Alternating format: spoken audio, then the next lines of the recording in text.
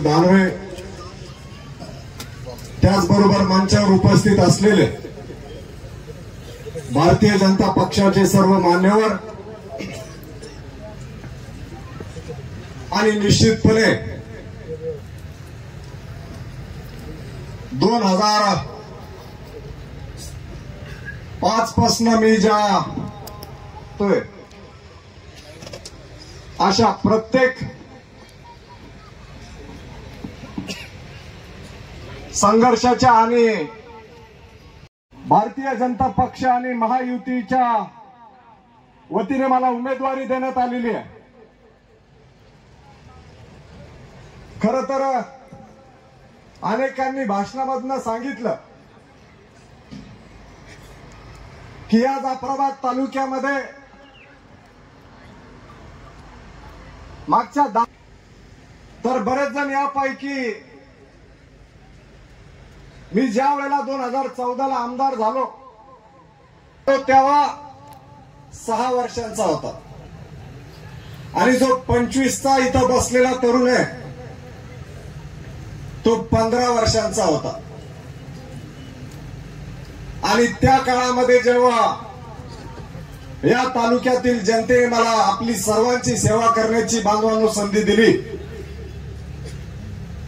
मागच्या 10 वर्षामध्ये या जाफराबाद आणि भोकरदन तालुक्याचा चेहरा मोहरा बदलण्याचं काम बांधवांनो तुमच्या सगळ्यांच्या साक्षीने मी त्या ठिकाणी केलेलं आहे। सोबत तुमच्या परिवारासोबत ज्या मागच्या काळात 2014 पूर्वी जरा ग्रामीण भागामध्ये फिरले असते तर एकाही गावामध्ये त्या ठिकाणी रस्ते तुम्हाला बघायला मिळाले नसते। अतिशय दयनीय अवस्था आपल्या भागामध्ये रस्त्यांची होती। पण आज या 10 वर्ष की हा कुणी केला, हा रोड कुणी बनवला, मी तुम्हाला चॅलेंजनी सांगतो की आज मागच्या आमदारांनी केलेला एकही रस्ता अस्तित्वात नाही, मी तुम्हाला खात्रीपूर्वक मित्रांनो त्या ठिकाणी सांगतो। या तालुक्यातले 100% 99 नाही 100% रस्ते हे आपण मागच्या 10 वर्षात आणि दादांच्या माध्यमातून 10 वर्षांपूर्वी जे झाले असतील ते दादांच्या माध्यमातून त्या ठिकाणी झालेले। आज चंद्रकांत दानवेंनी याच मंचावर येऊन सांगा की तुम्ही या जाफराबाद तालुक्यामध्ये एकूण कोणते 25 किलोमीटरचे रस्ते केलेले, आज ते सांगू शकत नाही। चंद्रकांत दानवेंनी सांगा की तुम्ही मागच्या तुमच्या 12 वर्षाच्या कालावधीमध्ये कोणते 25 बंधारे नदी नाल्यांवर बांधलेले, ते आज सांगू शकत नाही। चंद्रकांत दानवेंनी सांगा की शेतकऱ्यांसाठी तुम्ही असे कोणते 10 ते 30 केव्हीएचे सबस्टेशन त्या ठिकाणी केलेले, ते सांगू शकत नाही।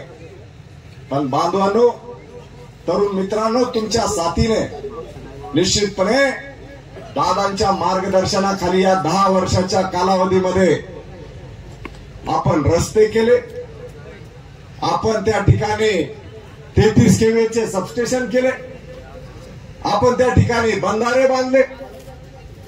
मला या ठिकाणी कुणीही सांगा की एखादा सभागृह तुमच्या गावामध्ये होत असताना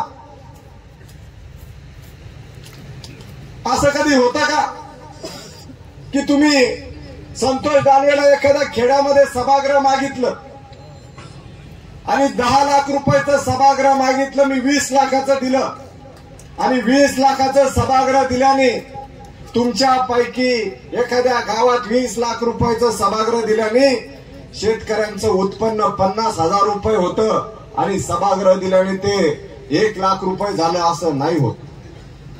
आणि म्हणून मी मागच्या काळामध्ये सभागृहाचं राजकारण किंवा सभागृहाने तालुक्याला विकास दाखवला नाही। आज त्यांच्या भाषणामध्ये ते काय सांगतात की तुम्ही ज्या सभागृहामध्ये भाषण करता ते सभागृह मीच दिलेलं आहे। हे बघा आता आमचा तरुण म्हणतो बंदे गळके म्हणतो,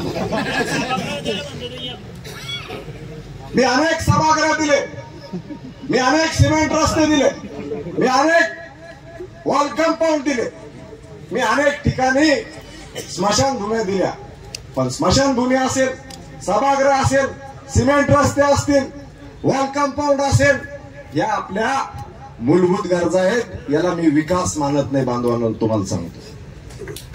वीज, पाणी आणि रस्ते. आज मी 33 केव्हीए सबस्टेशन उभे केले. तुमच्यापैकी किती जण शेती करतात मला याचा अंदाज आहे. प्रत्येकाचा वडील, आपल्या प्रत्येकाचा घरातला माणूस त्या ठिकाणी निश्चितपणे शेतीमध्ये राब बांधवानो त्या ठिकाणी राबतो. जाणीव आहे.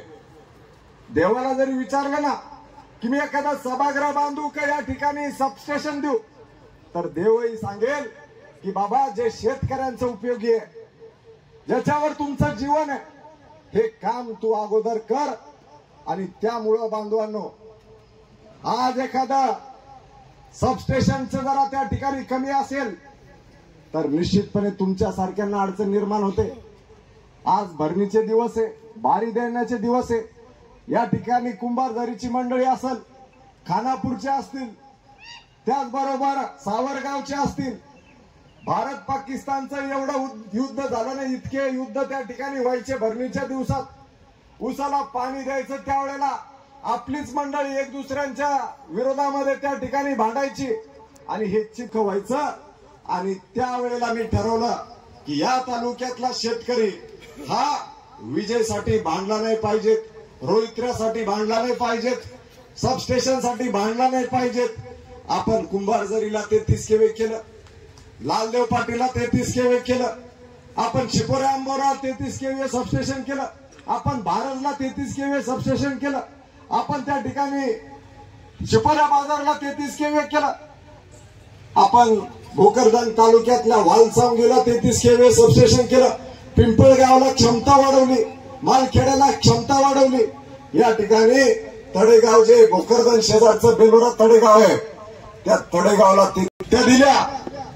परंतु एखादा शेतकरी आला, एखादा गोरगरीब ग्रामीण भागातला व्यक्ती आला आणि त्यांनी जरा सांगितलं की या ठिकाणी आम्हाला डीपीची गरज आहे, 100च्या डीपीची गरज आहे, ती योजनेत नसली तरी मंजूर कधी करायची ती बघू, असं धोरण ठेवून त्या त्या गावामध्ये अनेक 100च्या डीप्या बसवण्याचं बांधवांना आपण काम केलं. याचबरोबर जाफराबाद ते भोकरदन रस्ते नव्हते, जाफराबाद भोकरदन रस्ता आपण केला, जाफराबाद चिखली रस्ता मीच केला, जाफराबाद ते जालना रस्ता दादांच्या माध्यमातून मीच केला. या तालुक्यामध्ये जे ग्रामीण भागातले रस्ते आज तुम्ही गारखेडा, सावरखेडा, टाकळी, गारखेडा मार्गे भोकरदनला निघताय, त्या ठिकाणी 100 कोटी रुपये देण्याचं काम मी मागच्या वर्षी केलं. आता त्या ठिकाणी काम चालू आहे. रस्त्यांचं जाळं बदलवलं बांधवून, आपण रस्त्यांचं जाळं उभं केलं. आज जाफराबाद मध्ये मिरच्यांच्या हंगामामध्ये 9 कोटी रुपयाची मिरची एका दिवसात विकत घेतल्या जाते, एका दिवसामध्ये. ही परिस्थिती का बदलली? कारण आपल्या भागामध्ये दळणवळण त्या. तर निश्चितपणे आपल्या मनात प्रश्न पडतो की या सरकारने आपल्यासाठी काय केलं. पण आज तुम्ही बारकाईने विचार करा. आज सरकार आपलं 1 रुपयामध्ये पीक विमा काढतंय आणि 1 रुपयामध्ये पीक विमा काढत असताना निश्चितपणे सरकारला 1 रुपयामध्ये पीक विमा पडत नाही. 2 वर्षांपूर्वी आपण कुणी 500 रुपये, कुणी 1000 रुपये, कुणी 2000, कुणी 5000 रुपये पीक विमाला आपण बँकेमध्ये भरायचो. पण आज हा पीक विमा बांधवांनो सरकार आपल्या वतीने भरण्याचं काम त्या ठिकाणी करतंय. तुम्हाला पीक विमा 1 रुपयात म्हणजे सरकारला नाही, 1 रुपयात नाहीये. योजना आपण त्या ठिकाणी बंद होऊ देणार नाही, हा विश्वास आपल्याला सगळ्या बहिणींना, माता भगिनींना त्या ठिकाणी द्यायचा आहे. आज काँग्रेसवाल्यांना चिंता वाटते. आज त्यांनी त्यांच्या जाहीरनाम्यामध्ये काय सांगितलंय की भाजपने 1,500 दिले, आम्ही 3,000 देऊ. आता यांचं सरकार असताना 300 रुपये जरी दिले असते तर बहिणी आमच्या लाडक्या झाल्या नसत्या, मी तुम्हाला सांगतो. पण यांची द्यायची दानत नाहीये. कारण मला तुम्ही सांगा, डायरेक्ट जरा खात्यावर पैसे टाकायचे असेल तर त्याच्यात घोटाळा करता येतो का? तर नाही येत. आणि जिथं घोटाळा करता येत नाही तिथं मात्र काँग्रेस काढता पाय घेतल्याशिवाय राहत नाही. या वृत्तीचे हे काँग्रेस आणि राष्ट्रवादीवाले त्या ठिकाणी आहेत. बांधवांना अशा अनेक गोष्टी आपण त्या ठिकाणी राज्यासाठी करतोय. अनेक विकासाचे काम आपलं सरकार त्या ठिकाणी तरुणांसाठी करतंय. मी तुम्हाला विश्वास देतोय की अनेक विकासाचे काम करत असताना आपल्या मतदारसंघामध्ये येणाऱ्या काळात प्रामुख्याने जे तरुण आहेत, जे आज त्या ठिकाणी गावागावामध्ये सुशिक्षित झालेले आहेत, यांना येणाऱ्या काळात आपल्याला रोजगार द्यायचा आहे. आणि म्हणून आपल्या सरकारने त्या ठिकाणी सांगितलं की जवळपास 15 लाख नोकऱ्या आपण त्या ठिकाणी निर्माण करणार आहे. आणि त्याची सुरुवात मी निश्चितपणे तुम्हाला सांगतो की ड्रायपोर्टचं काम जे दादांच्या माध्यमातून आता पूर्णत्वाकडे गेलेलं आहे, ते काम आता सुरू होणार आहे. त्या ठिकाणी हजारो तरुण निश्चितपणे जे बेरोजगार आहेत त्यांना त्या ठिकाणी हजारो तरुणांना आपण नोकरीची संधी देणार हे मी तुम्हाला त्या ठिकाणी विश्वासाने बांधून आणि माझ्या तरुण मित्रांनो सांगू शकतो. हेच नाही तर 200 कोटी रुपयाचं रेल्वे स्टेशन चालू आहे. आज जर तिथं 200 लोक काम करत असतील तर त्या ठिकाणी सुद्धा जवळपास 800 ते 900 नवीन कामगार आपल्याला रुजू करायचे. त्या ठिकाणी निश्चितपणे नोकरीची संधी उपलब्ध होणार आहे. आपण जे पुणे मुंबईला मोठमोठ्या कंपन्या बघतो आलेल्या, आज आपल्या सरकारने 50,000 कोटी रुपयाची गुंतवणूक टोयोटा कंपनी आणि इतर कंपन्यांच्या माध्यमातून संभाजीनगरला करायची ठरवलेली आहे. त्याच्या माध्यमातून सुद्धा या परिसरामध्ये रोजगार निर्मितीचा कार्यक्रम आपण हाती घेणार आहे. या विविध माध्यमातून निश्चितपणे आपला तरुण कसा सक्षम होईल हा उद्देश येणाऱ्या काळामध्ये नक्कीच त्या ठिकाणी माझा असणार आहे. आणि म्हणून आपल्या या तरुणांची साथ बांधवांना मला त्या ठिकाणी अपेक्षित आहे. हे करत असताना कृष्णा खांडे बराडनी सांगितलं की मागच्या निवडणुकीमध्ये वेगवेगळे विषय आपल्या समोर आले. काँग्रेसवाल्यांनी सांगितलं की भाजपवाले मोदीजी जरा त्या ठिकाणी तिसऱ्यांदा पंतप्रधान झाले तर या देशाचं संविधान बदलून टाकतील, या देशामध्ये संविधान राहणार नाही. पण आज तुमच्या सगळ्यांच्या सहकार्याने जे मी आज या ठिकाणी भारतीय जनता पक्षाच्या वतीने उमेदवार म्हणून उभा आहे, बांधवांनो मी तुम्हाला सांगू इच्छितो की लोकशाहीमध्ये आज आपला देश या ठिकाणी वावरत असताना संतोष दानवे जर निवडणुकीला कसा उभा असेल तर संविधानाच्या आधारावर उभा आहे. संविधान हे कोणा दलितांसाठी नाहीये, तर संविधान हे भारतीय प्रत्येक नागरिकासाठी लागू आहे. पण हे राजकारण करून पाहतायत काँग्रेसवाल्यांना आता लक्षात आलंय की या देशातली जनता मोदीजींच्या पाठीमागे आहे. मोदीजींना कुणीच थांबवू शकत नाही. असं ज्या वेळेला काँग्रेसच्या लक्षात आलं त्यावेळेला तरुणांचे असतील या भारतीयांचे डोके फिरवण्याचे काम या काँग्रेस सरकारने केले. आज तुम्ही जगाचा मोबाईलवर प्रत्येकाकडे आता स्मार्टफोन आहे. तुम्ही व्हॉट्सअप वापरता, फेसबुक वापरता, इंस्टाग्राम वापरता. हे बघत असताना एक लक्षात घ्या की जगामध्ये काय चाललंय. त्या ठिकाणी रशिया आणि युक्रेनचं युद्ध चालू आहे, इराण इराकचं युद्ध चालू आहे. बांगलादेश त्या ठिकाणी बांगलादेशचे प्रधानमंत्र्यांना देश सोडून जावा लागला. मागच्या काळात सगळे विद्यार्थी श्रीलंकेच्या प्रधानमंत्र्याच्या घरात शिरले. जर्मनी सारखा देश जो मोबाईल तयार करतो, जो गाड्यांचे पार्ट तयार करतो, गाड्या तयार करतो, हा देश क्रमांक 3चा श्रीमंत देश आहे. पण आज जर्मनीमध्ये जो आपल्या खिशातला मोबाईल तयार होत होता त्याची किंमत जरा 50,000 रुपये असेल तर आज या युद्धाच्या कारणाने जर्मनी देशात जो मोबाईल 50,000 मध्ये तयार होत होता त्याला आज 1.25 लाख रुपये तयार करायला लागू लागले. एवढी महागाई त्या जर्मनीमध्ये वाढली. आणि मग हे राज्य, हे जे देश आहेत यांनी ठरवलं की जिथं संख्या आहे, जिथं मॅन पॉवर आहे, जिथं स्वस्तात मोबाईल तयार होऊ शकतो किंवा स्पेअर पार्ट तयार होऊ शकतात असा कोणता देश आहे तर तो भारत देश आहे. आणि त्याच्यामुळं आपल्या देशातली गुंतवणूक वाढली. याची चिंता अमेरिकेला पण आहे, याची चिंता चायनाला पण आहे. कारण भारत हा 7.5च्या जीडीपीने त्या ठिकाणी पुढे धावतोय आणि अमेरिका आणि चायना सारखा देश आज 2.5च्या जीडीपीने चाललाय. या गोष्टी तुमच्या लक्षात आल्या पाहिजेत. मोदीजींना लोकसभेमध्ये थांबवण्यासाठी अनेक देश त्या ठिकाणी कामाला लागले. फक्त काँग्रेस आपल्या मागे लागलेलं नव्हतं, तर बाहेरच्या देशांनी सुद्धा जो नेता मोदीजींच्या रूपाने या देशासाठी काम करतोय, या मोदीला थांबवलं गेलं पाहिजे असं ज्या वेळेला इतर देशांना वाटलं, त्यांनी काँग्रेसला आतून पाठिंबा देण्याचं काम बांधवांनो त्या ठिकाणी केलं. आणि म्हणून निश्चितपणे याचा विचार तुम्हाला करावा लागणार आहे. मग आपण शेतकरी कायदा करण्याची घोषणा केंद्र सरकारने केली. शेतकरी कायदा तयार होत असताना तुमच्या हिताचा कायदा त्याच्यामध्ये होता. शेतकऱ्यांना संरक्षण देणारा कायदा केंद्र सरकार तयार करत होतं. पण त्यावेळेला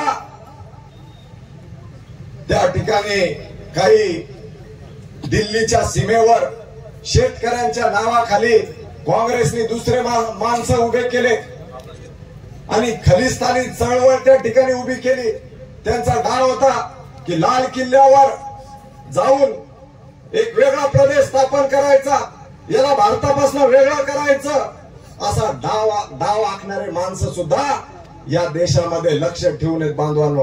परंतु आपल्या देशाचे पंतप्रधान नरेंद्रजी मोदी यांनी यांचा डाव त्या ठिकाणी हाणून पाडला.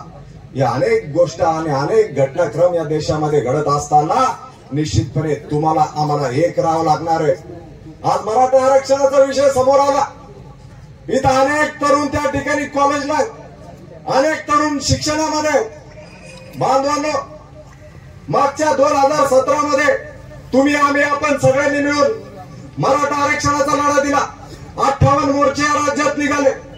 हे 58 मोर्चे शांतता प्रिय निघत असताना देशाने नाही तर जगाने आपलं कौतुक केलं की एवढ्या शिस्त पद्धतीनं जर कोणी मोर्चा काढत असेल तर तो फक्त मराठा समाज आहे, असं कौतुक आपलं जगभरामध्ये झालं.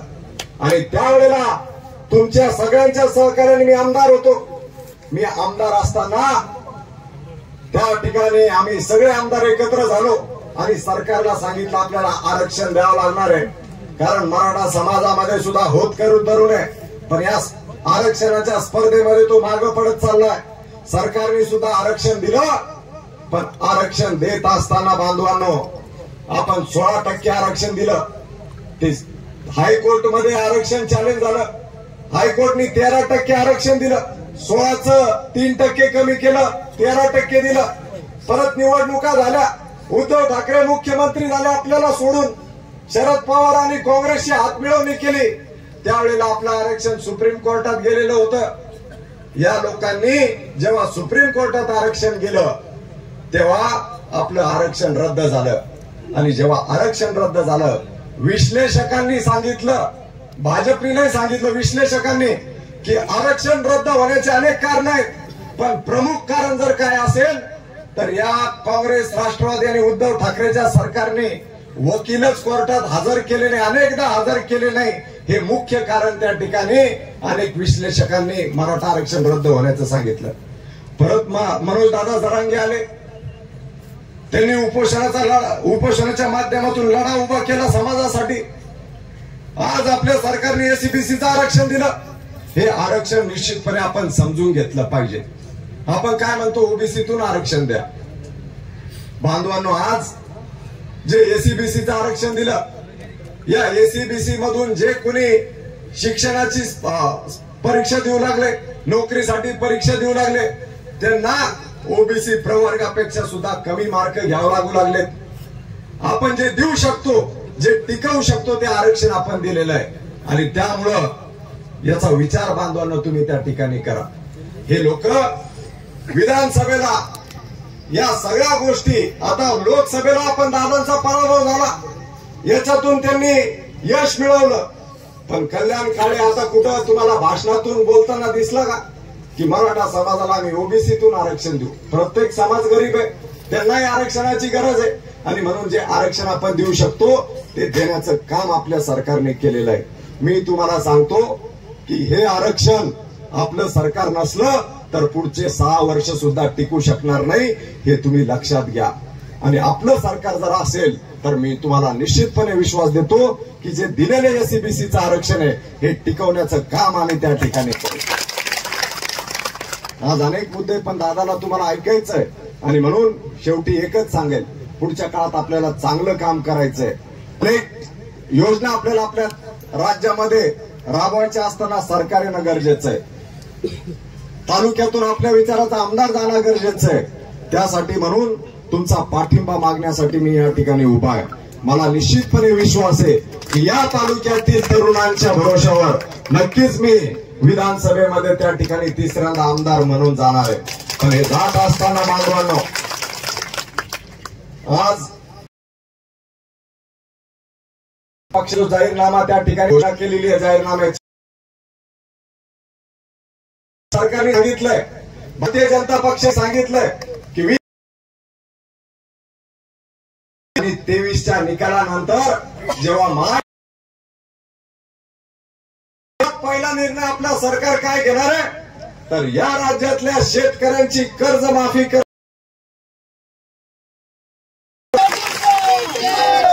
कर्जमाफीवर बऱ्याच जण, परंतु मी तुमचा मित्र म्हणून तुम्हाला विश्वास देतो, तुमचा भाऊ ठिकाणी आपण केल्याशिवाय राहणार नाही. कर्जमाफी करायची राज्याला जर कर्ज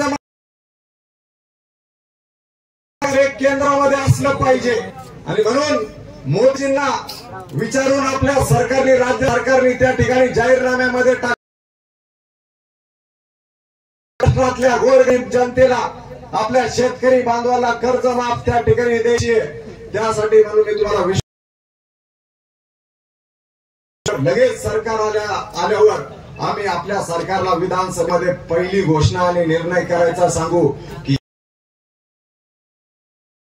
पहिले करा आणि मग मात्र राज्य चालवा. हा विश्वास मी तुम्हाला त्या ठिकाणी या कार्यक्रमाच्या माध्यमातून बांधवांनो, मागे जे झालं ते झालं. आज मोठं नेतृत्व ठिकाणी गमावलेलं आहे. लोकसेवेमध्ये आपल्याला वेगळी वेगळी प्रत्येक दिशाभूल करायचं काम. भारतीय जनता पक्षाने दादा आज आपला तालुका 5 वर्षांसाठी हारलेला आहे. विकासाच्या सगळ्यांनी त्या ठिकाणी करायचंय, कारण कल्याण काळे नाही ते दादाने हजारो कोटी रुपयाचे काम केंद्र सरकार, हजारो कोटींचे प्रकल्प या तालुक्याने जिल्ह्यामध्ये केलेले आहेत आणि त्यामुळं केलेला आहे. तुमच्या ताकदीने निश्चितपणे मला परत एकदा विधानसभेमध्ये जाण्यासाठी तुमच्या साथ द्यावी ही नम्रतेची विनंती.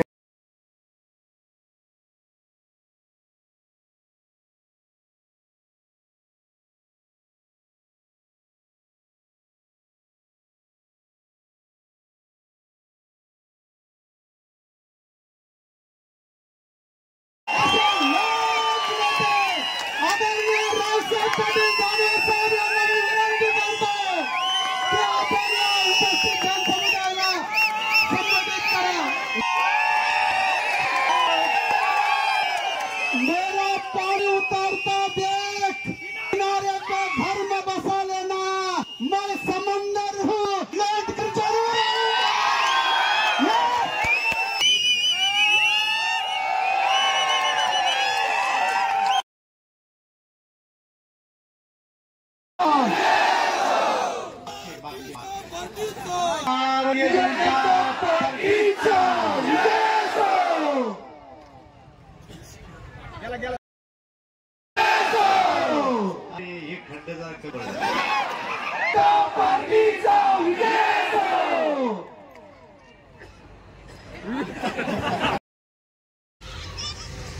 लोकसभेच्या निवडणूक आल्या आणि आता विधानसभेच्या निवडणूक आल्या. या निवडणुकीमध्ये संतोला पार्टीनं 3ऱ्यांदा उमेदवारी दिली आहे.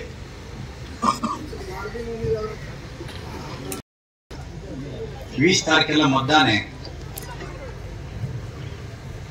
तर त्यांची निशाणी कमळ आहे. कमळाचं बटन दाबा, संतोषला विधानसभेत पाठवा, पुन्हा हेच सरकार आणा हे सांगण्यासाठी तुम्हाला बोलवलं.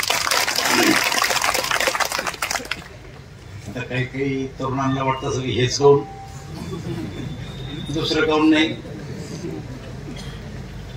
वाटतं ना, असतील काही काही.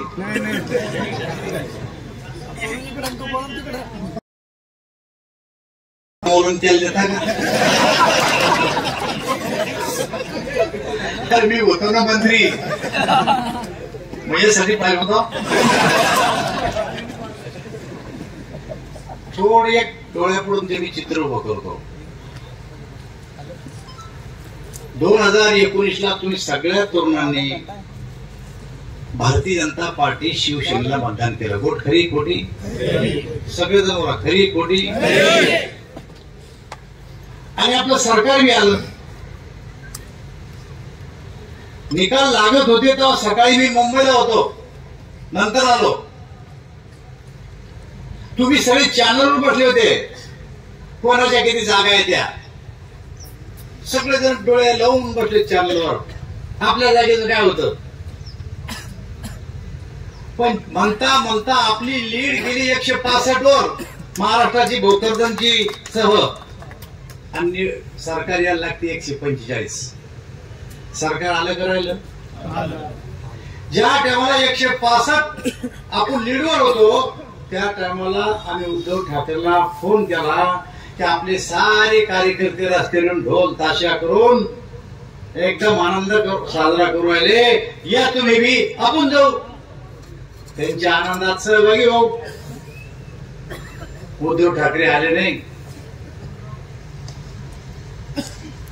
त्यांनी 3 वाजता एक वेगळी पत्रकार परिषद घेऊन टाकली. स्वतःशी सांगितलं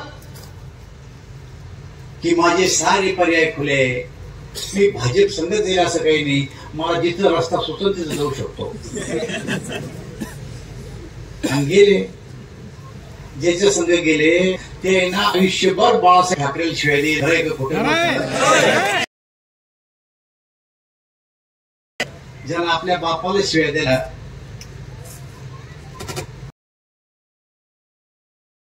बरोबर आहे की नाही? पण तुम्हाला जर व्हायचं होतं तर आमच्या ज्या प्रभात 2.5 वर्षी भरपूर व्हायलेत ना, बरोबर आहे की नाही? तू 2.5 मी 2.5. तर आम्ही गावातल्या लोकांना हे शहाणपण आहे की अर्धातून अर्धावी का आपल्याला शहाणपण नसतं सुचलं का? पण नाही, तिकडे गेले आणि मुख्यमंत्री झाले. पण झाले चांगली गोष्ट आहे. आपणही करतो ग्रामपंचायतीची फोडफाड करतो नाही, नाव घेऊन सांगू कुठे जाईल तर हो द्या, जे झाली झाली. पण 2.5 वर्ष त्यांचं सरकार चाललं. पण तुम्हाला सगळ्या तरुणांना मी विचारतो, या बाजूला उद्धव ठाकरेचं सरकार आहे आणि त्यांचा उमेदवार चंद्रकांत आहे. आता तर चित्र डोळ्यापुढे उभं करतो. तुमच्या इकडे उद्धव ठाकरे आणि त्यांचं सरकार आहे आणि चंद्रकांत याचा उमेदवार आहे. तुम्ही इथं बोला, गावात जा, कुठे भेटा. 2.5 वर्षात उद्धव ठाकरेंना काय केलं कोणी सांगू शकते एखादी गोष्ट?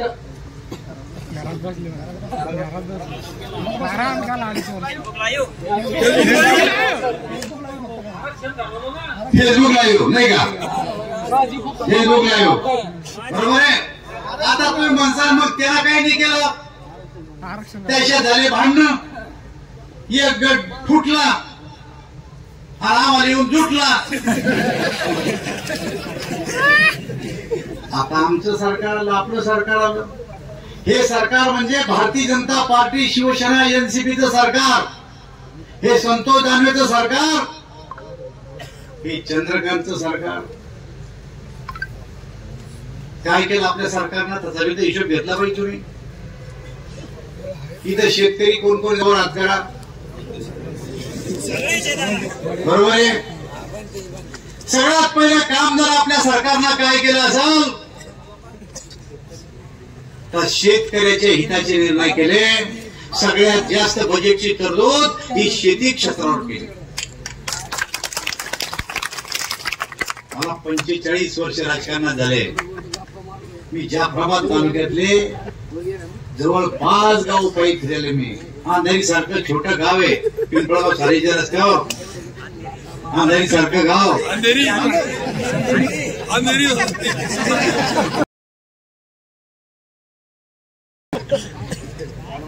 किंवा म्हणला ती अंधेरी नाही ती.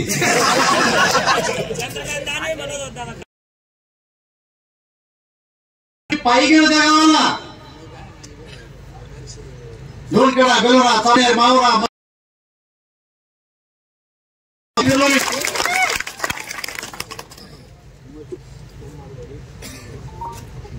आता मी पायी फिरलो असेल तर काय मला आमदार खासदार व्हायचं होतं का? ही पार्टी आहे भारतीय जनता पार्टी.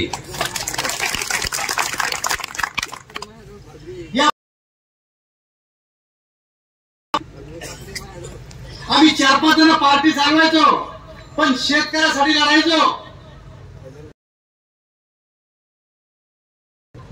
शेतकऱ्याचं वीज बिल माफ झालंच पाहिजे. मला एकदा जाफराबादच्या बस स्टँडवर आम्ही मोर्चा काढला, पोलीस आले, भेटलं मला आणि नेऊन इस्लापूरच्या जेलमध्ये टाकलं. नगर बोला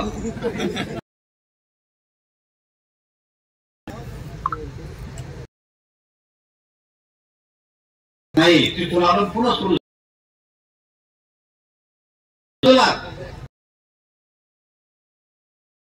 शिवसिंग मी काबरा हे आमचे पार्टी नेते.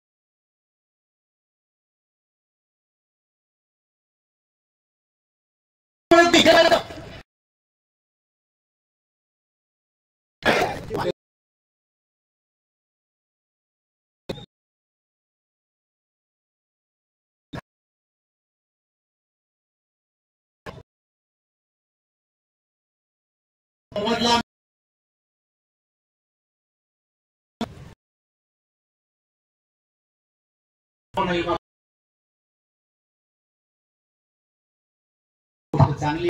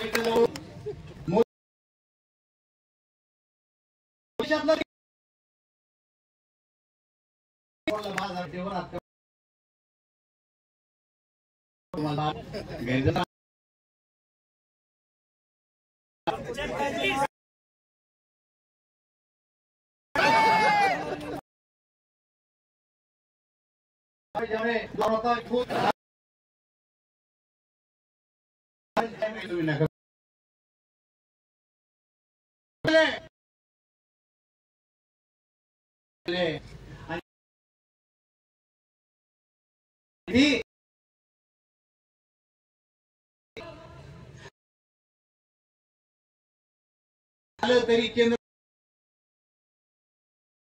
2,500 रुपये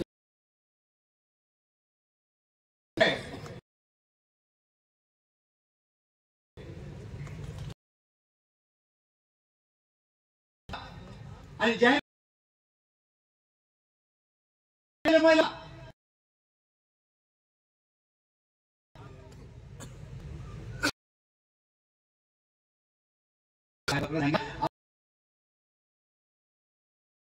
साऱ्या महिला भाजपला म्हणून बदला तुम्हाला घ्या. आम्ही मुंबईला जाहीर मला जे 1500 रुपये देणार होतो 1 रुपये सोडणार 2100 रुपये करणार आहे. पहा 24 झाला 25 झाले 15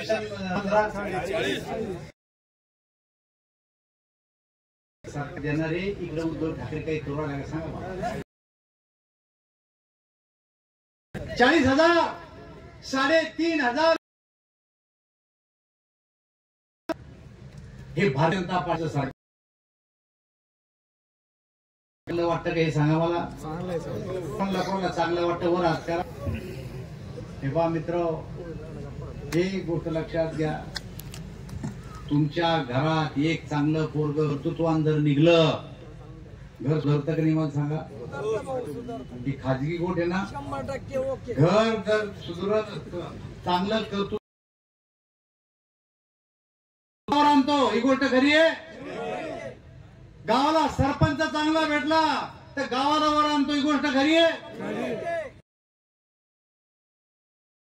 तालुकावर आणतो, ही गोष्ट खरी आहे. जिल्ह्याला खासदार भेटला तर जिल्हावर येतो, भेटला तर राज्यावर येतं. डब पाणी तुंबेले, जा रस्ते केले, सारा पैसा जालना जिल्ह्याला भोकरदन ज्या प्रमाणात चालला, जो पण यायला नाही सारे आमच्या मागे गेलेत. पहा हे तुम्हाला पटतंय का.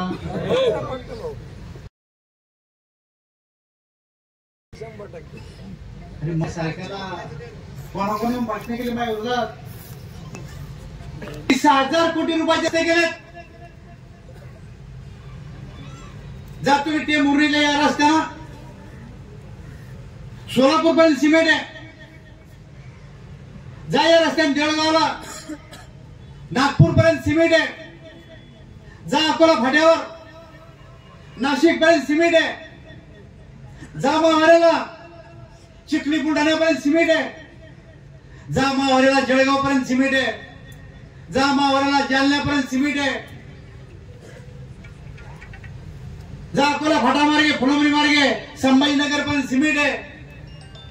जा अजिंठ्याला बुलढाण्यापर्यंत सिमेंट आहे. जा भोकरदनला हसनाबाद मार्गे देऊळगाव राजाला सिमेंट आहे. जा जालन्याला कोडीगुद्री पर्यंत सिमेंट आहे. संभाजीनगर पासून पैठण पर्यंत सिमेंट आहे. 6,000 कोटी रुपयाचे रस्ते केलेत. या रस्त्याचे नाव सांगितले, पैसे सांगितले. कुणी हाय माहिती लाल विरोधी पक्षाचा या स्टेजवर सांगा रावसाहेब दानवे खोटं बोलतो. तुम्ही सांगा मागच्या काळात या चंद्रकांना किती रस्ते केले, कोण्या गावाला केले. 5 किलोमीटरचा रस्ता एकाही गावाला केला नाही. अरे आम्ही तालुक्यावर त्याचा विचार करा. किंवा रस्ते नाही केले. वीज संतोषला सांगितलं मी 33 किती गेले. पण संतोषचा बाप आहे मी. त्याच्या पुढचं सांगतो तुम्हाला.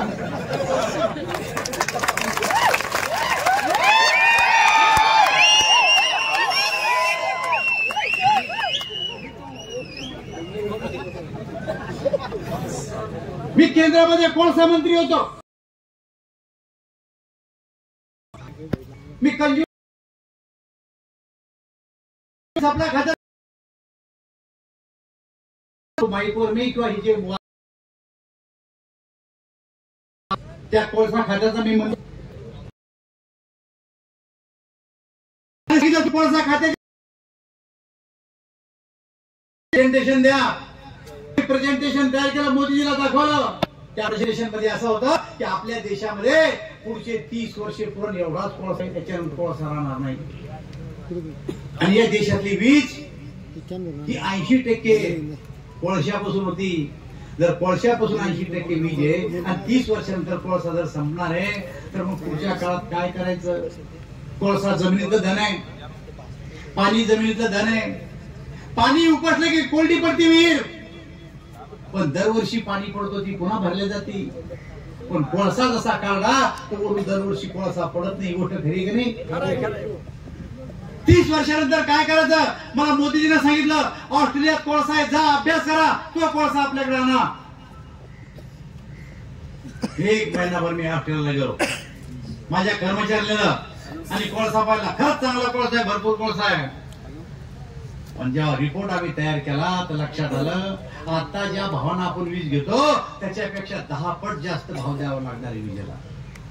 आपला शेतकरी ती वीज घेऊ शकत नाही. आम्ही मोदीजीला सांगितलं, मोदीजीनं सांगितलं आम्हाला की पुढच्या काळात कोळशाच्या भरोश्यावर तुम्ही वीज निर्माण करू नका.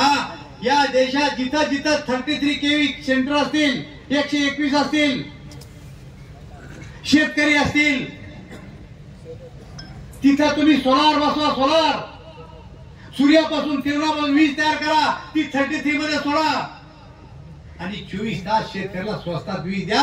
अशा प्रकारचं धोरण मोदीजीने आखलं. 1250 कोटी रुपये जालन्याला दिले. 1250 कोटी. 1,00,000 माहित राहत नाही विकास काय आहे तर. चापानेरचं कोणी येईल असेल इथं, या चापानेरचं जंगल घेतलं आपण आता, बरोबर आहे नाही? बरोबर तुम्ही या चापानेरचं जंगल घेतलं, तिथं सोलर पॅनल बसवतो. त्या सोलर पॅनल मधून जाफराबाद तालुक्यातल्या साऱ्या 33 ला आम्ही वीज निर्माण करणार आहे. कोळशाच्या भरोश्यावर आम्ही पुढच्या काळात बसणार नाही. आणि तुम्ही तर सगळे सोलरच्या मोटर आणणार आहे, तुम्हाला वीजच लागणार नाही. ही गोष्ट खरी का खोटी का कळण काही दिवसात तुम्हाला. मी रस्ते गेले, आम्ही विजेसाठी पैसे आणले, तुम्ही मला रेल्वे मंत्री केला. आपल्या मराठवाड्यात एकच रेल्वे मार्ग आहे, मनमाड पासून तर नांदेड पर्यंत. तो एकेरी मार्ग आहे. रेल्वे जात असेल तर तिकडून येत नाही आणि तिकडून येत असेल तर तिकडून जात नाही. का तर पट्टा एकच आहे. आम्ही आंदोलन केले होते, आम्ही मोर्चे काढले होते, आम्ही उपोषण केले होते की आमचं रेल्वेचं रुंदीकरण करा, दुरीकरण करा. सरकार आमचं नव्हतं, झालं नाही. मी रेल्वे मंत्री झालो, 970 कोटी रुपये दिले. मनमाड पासून नांदेड पण दुसरा मार्ग सुरू झाला. आता इकडून बी रेल्वे जाणार आणि तिकडून बी रेल्वे येणार. आपली रेल्वे कोळशावर होती, डिझेलवर होती. मुंबईत बसल्या जालन्यात उतरल्यानंतर नाक शिकारलं तर सारा काळच निघत होतं. 850 कोटी रुपये खर्च करून आता आमची रेल्वे इलेक्ट्रिकवर चालली. देशात जेव्हा 70 वंदे भारत आल्या तेव्हा माझ्या जालना जिल्ह्यामध्ये वंदे भारत आणली. कधीपासून वंदे भारत 100 कोटीची पीट लाईन केली जालन्याला, 100 कोटीची केली संभाजीनगरला. आणि निजामाच्या काळात रेल्वे स्टेशन बांधलं होतं पत्राचं. पाणी पडत असताना जर उभं राहिले तर सारं भुळू गळत होतं. सारं उकळून फेकलं. 200 कोटी रुपयाचं रेल्वे स्टेशन जालन्याला बांधणं चाललं. जाऊन अर्ध बांधकाम झालं जालन्याचं. आणि माझ्या राजकीय आयुष्यात सगळ्यात मोठं काम जर काय झालं असेल तर जळगाव, जालन्यापासून जळगावचा 7106 कोटीचा रेल्वे मार्ग मंजूर झाला. एवढं काम केल्याच्या बाद भी लोक म्हणते आधी रोटी खाएंगे फिर कांगड़ी शुरू केला की हमारे क्या बाप काय जाणार. हा का कांगड़ी शुरू केली. आता मला समजत नाही कामाच्या मागे लोक. पण बाबा मी काम केलं, माझा पराभव झाला. इतकं चांगलं झोपतो जेव्हा शपथ मी आता 2 घंटे ज्यादा बारीक चावतो, शांत झोपतो. स्वप्न बी पडत नाही वाढव आपलं. नाही तर दास खाता माणूस झोपात पाय खोरत. काहून पस्तावतो ना की मी 35 वर्ष आमदार खासदार राहिलो. मग आता काही झालं नाही. पण मी समाधानी आहे. तुम्ही मला 35 वर्ष आमदार खासदार ठेवलं, मी सांगितलेले एवढे कामं केले, तेव्हा मला काही चिंता वाटत. आता तुम्ही कल्याण निवडून द्याला, घ्या कल्याण करून त्याच्या हातात. पण आज मी ऐकलं त्याच्यावर मोबाईलवर कल्याण माझ्यावर टीका केली, रावसाहेब दानवे लाथा मारायला लागले. आजच ऐकलं नाही, तरी मी त्याला बोलणार नाही. काऊन ते 1 वर्षभर तुला बोलणार नाही, तर तू नवीन आहे, तुला वेळ देतो. मी 6000 कोटीचे रस्ते केले, तू 500 कोटीचेच करून दाखव. मी पूर्ण पाणी अडवलं, या तू आमचं नालं दाबून दे. मी जालन्याला ड्रायपोर्ट आणलं 500 एकर मध्ये, तू एखादं बस स्टँड बांधून दे.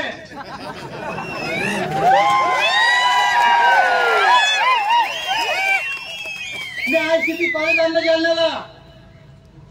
देशात 3च ICT कॉलेज आहे, एक आहे भुवनेश्वरला, ओरिसात, दुसरा आहे मुंबईला आणि तिसरा आहे जालन्याला.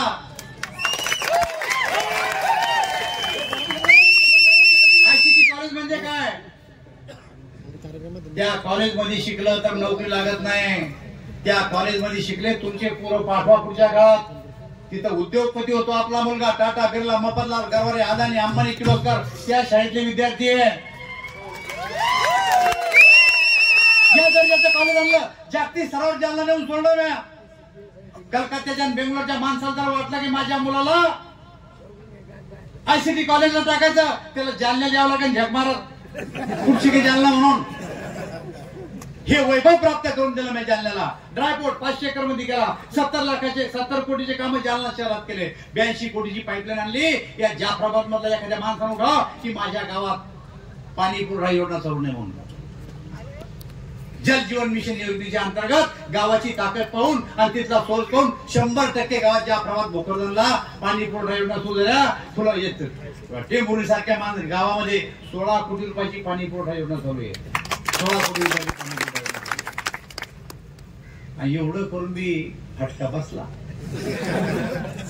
पण फटक्याचं काही वाटत नाही. कोण तर मी 35 वर्षातला एक बी दिवस स्वतःसाठी वापरला नाही. माझ्या 35 वर्षातले सारे दिवस मी माझ्या मतदारसंघातील जनतेसाठी वापरले. आणि त्याच्यामुळे मित्र एक लक्षात घ्या, एका बाजूला मी सरकार उभं केलं तर आपलं, एका बाजूला सरकार केलं तर तिकडं. आज जरी तुम्ही आमच्या तिकडे बोलू शकले नाही तर तुम्ही नंतर सांगा मला. कोणतरी मुद्दा काढा साहेबरावना. अरे माझ्या लेवलचा एकही माणूस तालुक्याच्या ठिकाणी राहत नाही. मुंबईला राहते, पुण्याला राहते, औरंगाबादला राहते, राजकारण करते. अरे आम्ही सारेचे सारे भोकरदनला राहतो, अजून पुढे गेलोच नाही आम्ही. आणि हा चंद्रकांत त्या दिवशी भाषणामध्ये अरे तुला बोलत होता मला, त्याच्या बापासारखा आहे मी. खरंय का खोट्या?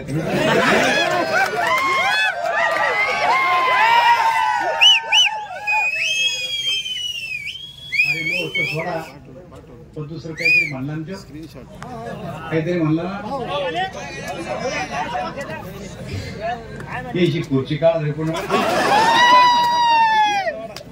त्या दिवशी म्हणला ना तो, हा असा लोकप्रतिनिधी आपला नीट.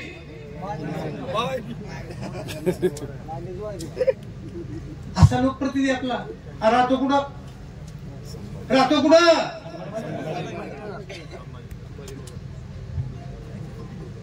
काही माणसं आहेत काय, तर तुमची बी कमाल आहे.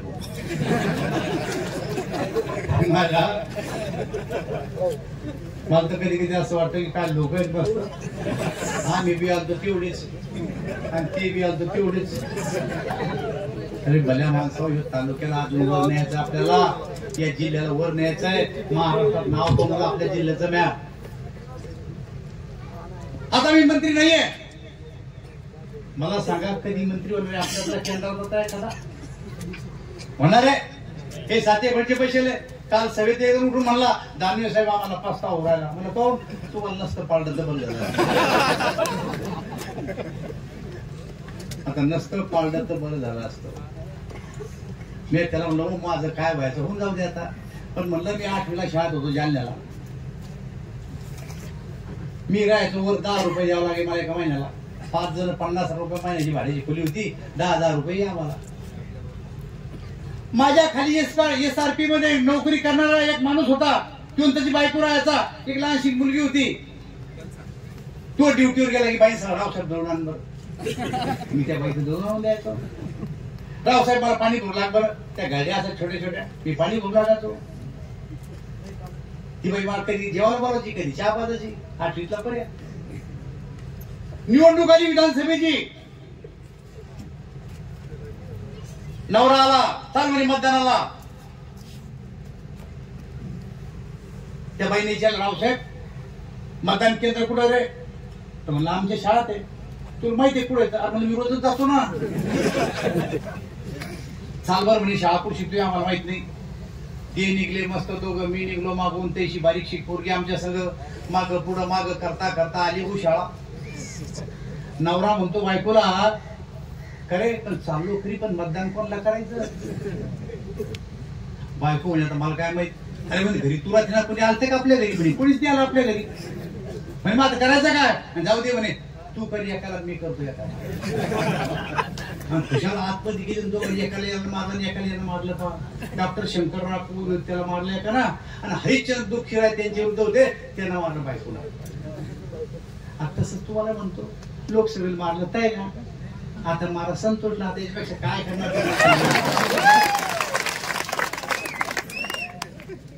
अरे तुमच्यातला जोर कायम राहा. भल्या माणसावर डोळ्यात खोपवायला तुमचा विकास, तुमचे रस्ते, तुमची वीज, तुमच्या नद्या, तुमचे भरले तुरुंब नाले ते डोळ्यात खोपूर आले बाहेरच्या लोकांच्या. पूर्वी विदर्भातील लोक यायचे आणि मला म्हणजे साहेब जामपर्यंत आलो तर आपण झोपून आलो आणि गाडी धडधड वाजायला लागली. मला वाटलं आला ज्या प्रभात अशी म्हणायची मला. आता अशी स्थिती आहे का? रस्ते चांगले आहे ना? मग असं असताना भाऊ फटका द्या रे मला. पण मला फटका समजत नाही. मी जखमी शेर आहे. धावरात जाऊन बसणार नाही. बाहेर निघून पुन्हा पाठीवर शेपू टाकून साऱ्या महाराष्ट्रावर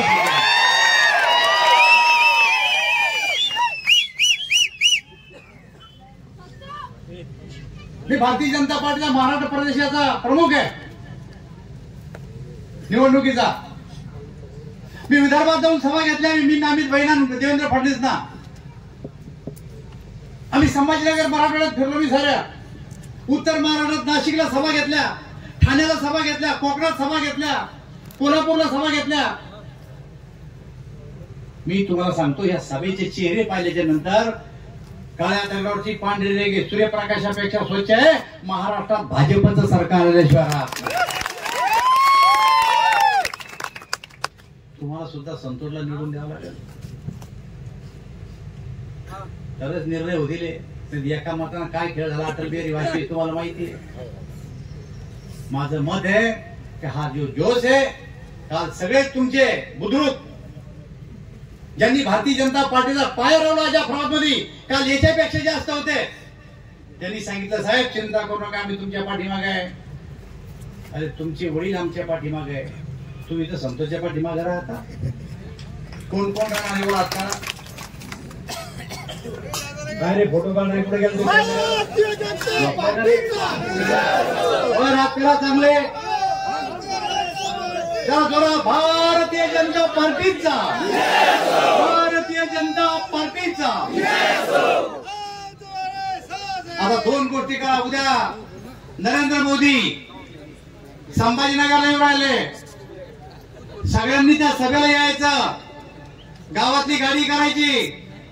आणि दुसरी एक गोष्ट आहे माझी, एक दिवस आपल्या गावात रॅली काढायला. कोणता दिवस ठरवता मला सांगा बरं. आपल्या आपल्या गावातच बाहेर नाही. सांगा बरं कोणता दिवस होता? कोणता? 17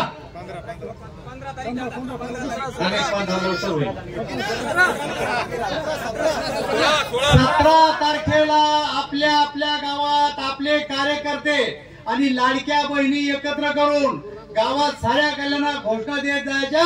भारतीय जनता पार्टीचा विजय असो. कोण कोण करणार जरा वर हात करून दाखवा.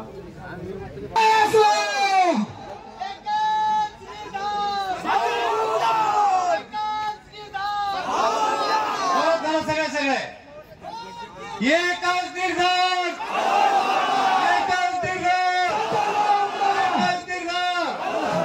धन्यवाद. सभा संपली.